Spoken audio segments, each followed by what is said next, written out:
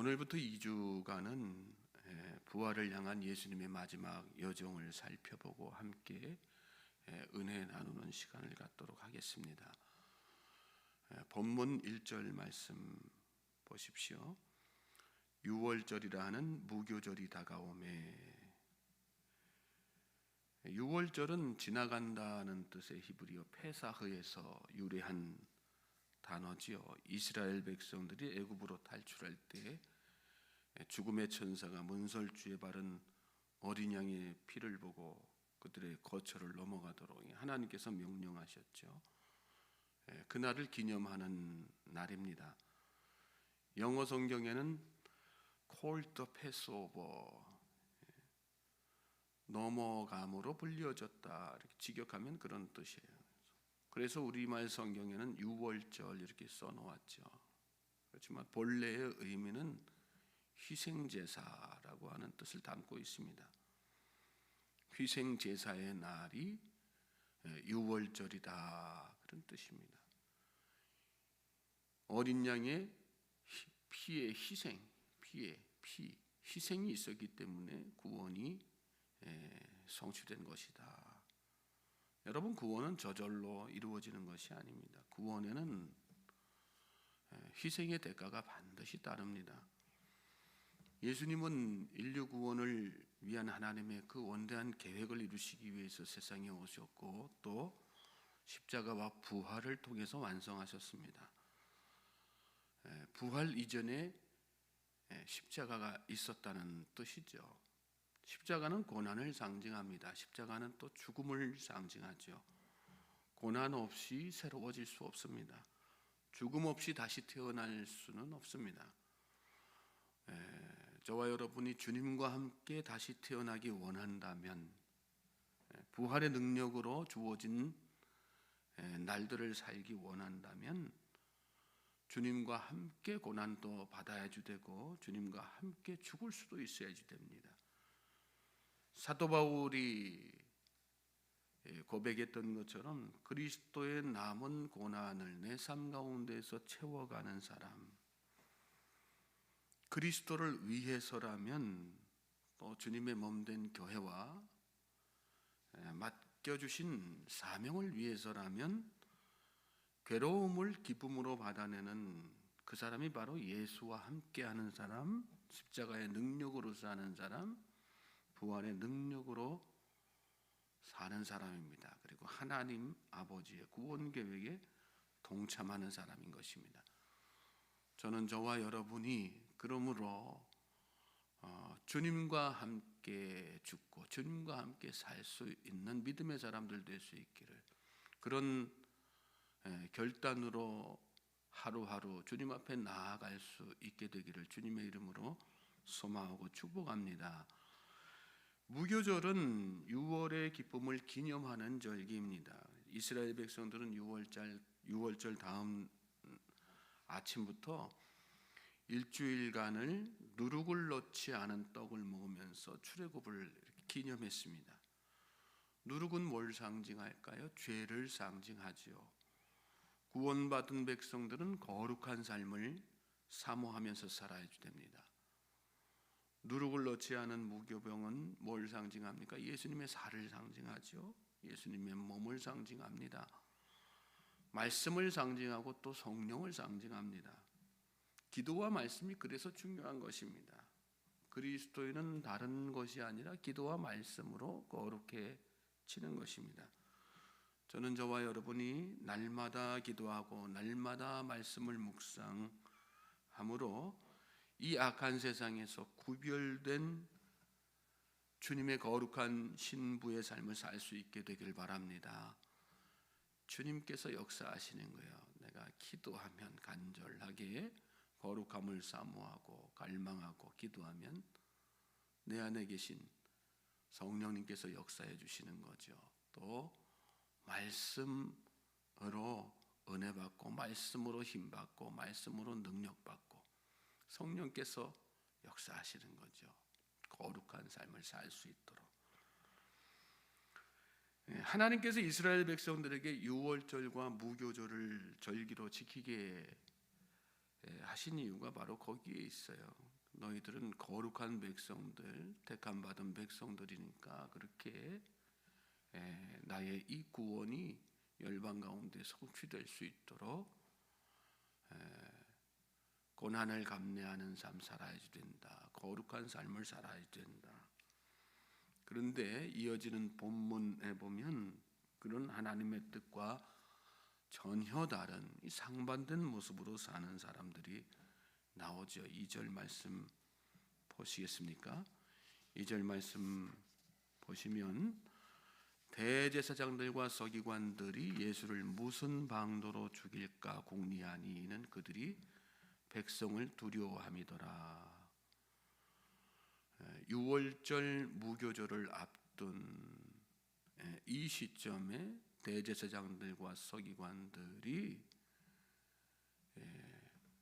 희생을 각오하고 고난을 감내하고 또 거룩함을 갈망하면서 산 것이 아니라 뭐 하고 있었어요? 예수님을 무슨 방도로 죽일까 궁리하면서 이 악한 생각하면서 보냈다는 거예요. 대제사장들과 서기관들은 유대 종교의 지도자들이죠. 하나님의 뜻을 위해서라면 누구보다도 앞장서서 희생해야지 되고 누구보다도 앞장서서 거룩함을 사모하고 또 사람들에게 그 거룩의 본을 보여주어야지 되는 그런 사람들입니다. 그런데 이 사람들 유월절 앞두고 뭐 하고 있어요? 하나님의 아들이신 예수님을 죽일 방도 찾기 위해서 이 악한 궁리하면서 살고 있었습니다. 여러분, 그리스도인들은 남을 해하고 죽이는 일을 궁리하는 사람이 아니라 살리는 일을 도모하는 사람이어야 됩니다. 믿습니까? 네? 우리도 세상 살다 보면 이런 사람 저런 사람하고 같이 이렇게 교제하는 자리가 있잖아요. 여러분 주님은 뭐라고 말씀하세요? 두세 사람이 있는 곳에 나도 그들과 함께 있다 이렇게 말씀하셨거든요. 그것이 뭐 우리가 기도하는 자리, 우리가 열심히 은혜 받는 자리에만 있으시겠다 하신 말씀이 아니라 그렇게 모여 있는 자리가 어떤 자리든 주님께서 그곳에 참여하시고 그곳에서 우리의 모든 것들을 우리의 말이나 행동이나 생각까지도 다 지켜보고 계신다.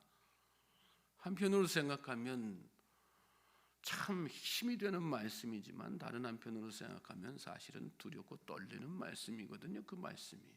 근데 우리는 힘 받을 때만 그 말씀을 기억하고 떠올릴 때가 많아요. 주님이 나와 함께 하시고 내가 있는 자리에 함께 하신다.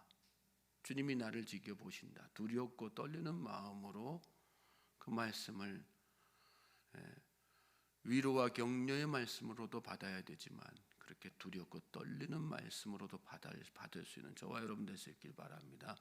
그럴 때 우리의 언행 심사가 구별되지 않겠습니까? 거룩해지지 않겠습니까? 남을 살리는 일에 열심인 삶을 우리가 모여있는 자리는 여러분이 모여있는 자리는 어떤 자리입니까? 남을 험담하고 또 모해하는 그런 자리는 아닙니까? 살리기 위해서 의를 도모하는 자리, 그 자리에 여러분들이 있길 바랍니다. 그리고 그 자리를 지켜보고 계시는 예수님을 항상 생각하면서 하루하루 사실 수 있길 바랍니다. 자, 이렇게 대제사장과 서기관들이 예수를 무슨 방도로 죽일까 궁리했다 그랬는데 그렇게 궁리하게 된 본질적인 이유에 대해서 그 뒤에 쭉 이렇게 나오죠. 이는 그들이 백성을 두려워함이더라 그랬습니다. 백성들의 시선이 두려워서 백성들이 예수님을 자꾸 따르니까 백성들의 여론이 두려워가지고 이 사람들이 예수님을 없애야 되겠다 그렇게 생각하는 것이죠. 그런데 이 말씀을 우리가 좀 더 깊이 생각해 보면 그들이 백성을 두려워함이더라. 이 말씀은 역으로 생각하면 무슨 뜻입니까? 그들이 하나님을 두려워하지 않았기 때문이다. 그런 뜻이 되는 거 아니겠어요? 여러분, 보이는 사람을 두려워하는 삶을 사는 것이 아니라 보이지 않는 하나님을 늘 두려워하면서 살 수 있길 바랍니다. 대제사장들과 서기관들은 예수님을 하나님을 두려워하는 마음이 없었기 때문에 죽이려고 한 거예요. 하나님 두려워하지 않으면 악한 일 하는 거죠. 생각이 악하고 행동이 악하고 말이 악하고. 하나님 두려워하는 사람은 말 한마디 생각 하나도 함부로 할 수 없습니다. 왜요? 하나님께서 다 지켜보고 계시니까. 이어지는 말씀 또 보시겠어요? 말씀 보시면 3절에 열둘 중에 하나인 가룟인이라 부르는 유다에게 사탄이 들어가니 그랬어요. 대제사장들과 서기관들이 예수님 죽일까 궁리하고 있는데 그들과 같은 마음을 품은 사람이 있었다는 거예요. 그 사람이 열둘 중에 하나, 예수님의 제자 가운데 대제사장과 서기관들처럼 예수님과 적대 관계에 있는 사람들뿐만 아니라 예수님의 제자 가운데에서도 그런 사람이 있었다. 그 사람이 누구냐?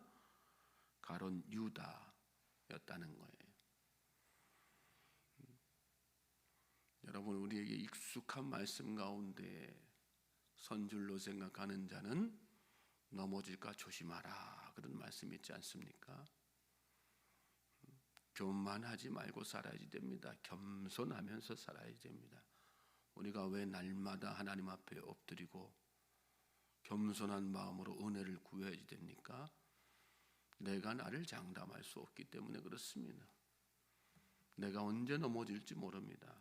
가룟 유다가 어떤 사람이었어요? 예수님으로부터 12제자 가운데서도 특별한 신임을 받았던 제자입니다. 특별한 신임을 받았기 때문에 전대를 맡기신 거예요. 하나님께서. 돈주머니는 아무한테나 맡기지 않지 않습니까? 신뢰할 만한 사람한테 맡기지요. 그런데 이렇게 예수님에게 특별한 신뢰를 받았던 이 가룟 유다가 지금 뭐 하고 있는 거예요?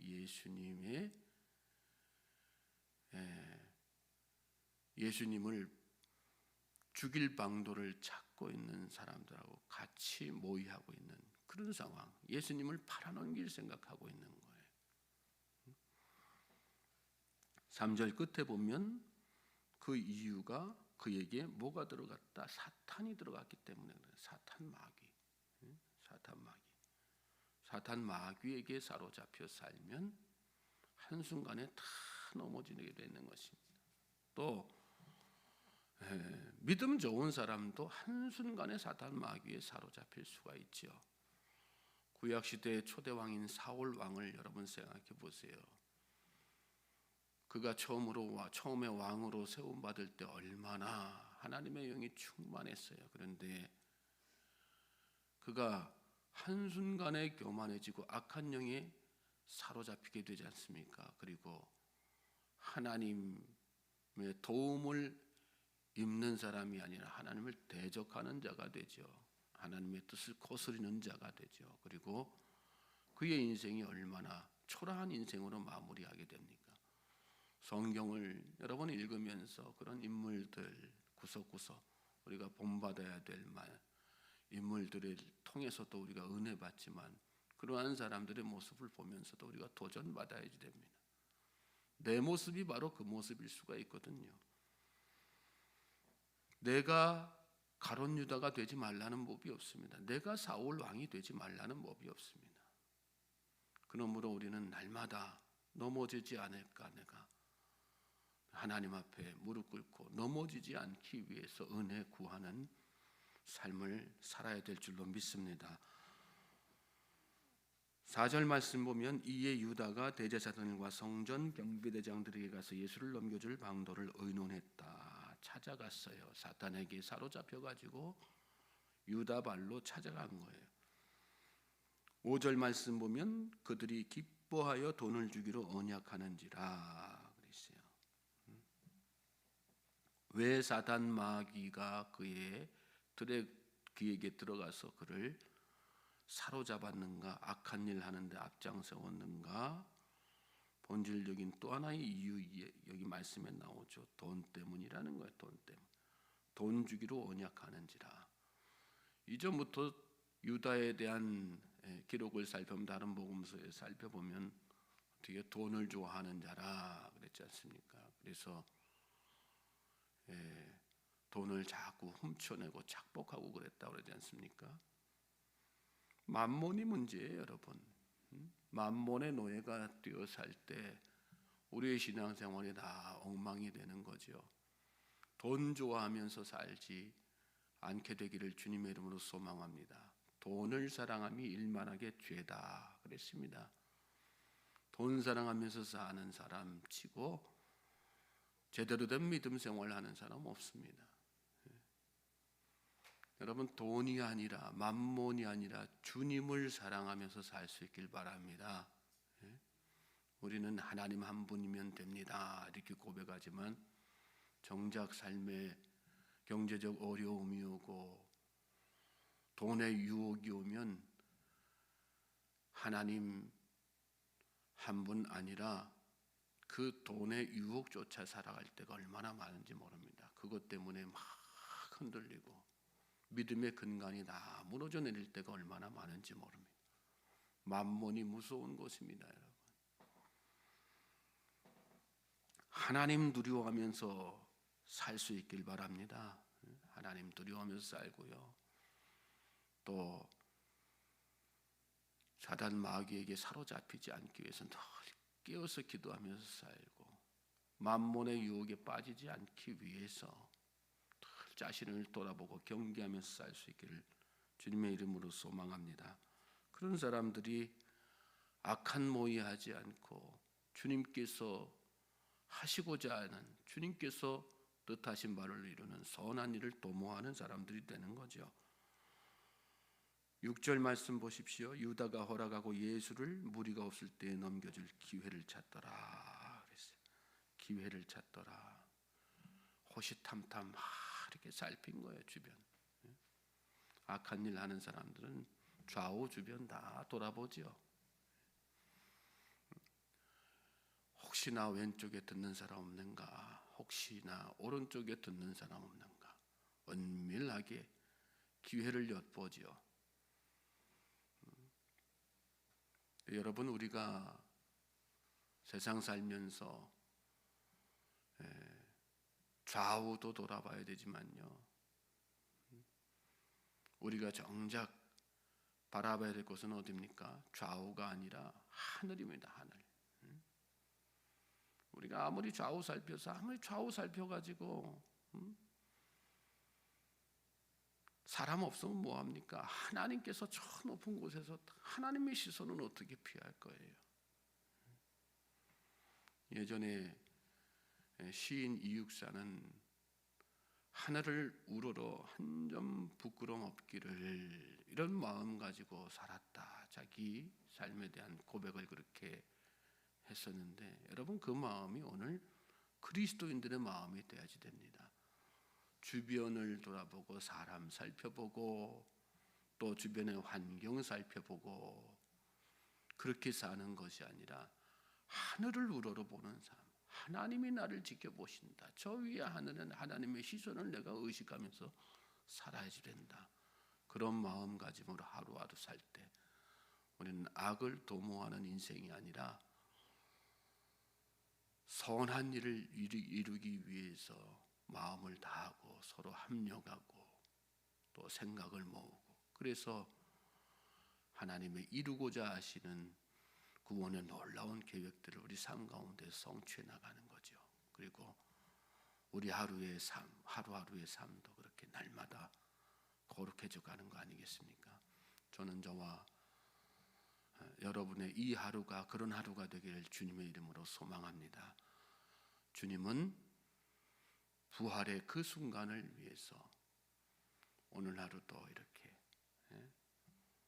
악한 자들은 악한 일을 도모하고 있었지만 주님은 그 고난을 감수하기 위해서 이 하루도 유월을 준비하고 또 십자가를 준비하고 고난을 준비하고 주님의 아버지 하나님의 구원 계획을 준비하는 그런 삶을 사셨습니다. 오늘 저와 여러분에게 이 하루가 그런 하루가 되기를, 주님과 함께 동행하는 그런 하루가 되기를 다시 한번 주님의 이름으로 소망하고 축복합니다.